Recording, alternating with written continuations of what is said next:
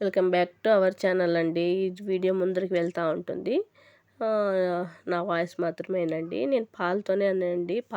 First పాలు మరిగిన తర్వాత టీ పొడి చక్కెర వేస్తాను. కొంతమంది అట్లాగే వాటర్ ఉడికిన తర్వాత చక్కెర టీ పొడి వేసి తర్వాత పాలు వేస్తారు. అది చిక్కగా ఉండదన్నమాట. అందుకే నాకు ఇది అలవాటు.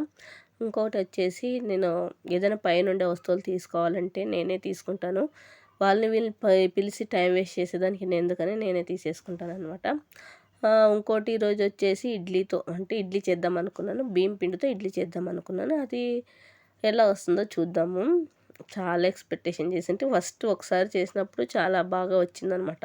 అందుకే ఈసారి బాగా వస్తుంది. మా ఆయనకి తొందరగా ఏంటి మార్నింగ్ టిఫిన్ కట్టిస్తాను, బాక్స్ కట్టిస్తాను, తీసుకొని పో ఇడ్లీలు అని చెప్పాను. మా ఆయన పాపం బాగా సరేలే అని చెప్పాడు అనమాట. సరే అని నేను పాపం మా ఆయన కొబ్బరి చట్నీ అంటే చాలా ఇష్టం. మా ఆయన హెల్ప్ చేశాడనమాట. కొబ్బరి అంతా తీసిచ్చేదంతా. ఇంకా మా ఆయన కొబ్బరి చట్నీ ఇష్టం కదా, ఇడ్లీ నీకోసం వస్తున్నాను. ఇడ్లీ కొబ్బరి చట్నీ అంటే ఇష్టమని నేను తీసిచ్చాను.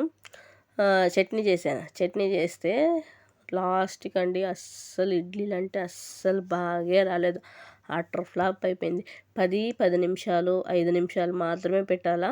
ఇప్పుడు కుక్ అయిందిలే అని ఇట్లా ముట్టి చూసాను, బాగానే వచ్చింది. కానీ నీళ్ళో సోడప్పుడో ఏది ఎక్కువైందో తెలియదు, అంటుకొని పొడిచిందనమాట ఫుల్గా. అస్సలు ఇట్లా తీసేకి రావట్లేదు.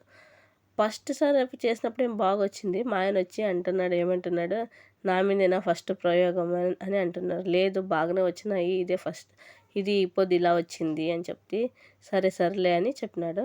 సర్లే అని ఇంక మా ఆయనకు బాక్స్ ఎలాగో కావాలి కదా అని దోశ వేసి ఇచ్చి పంపించిన. కొత్త ప్రయోగాలు ఎవరెవరు చేస్తున్నారు చెప్పండి.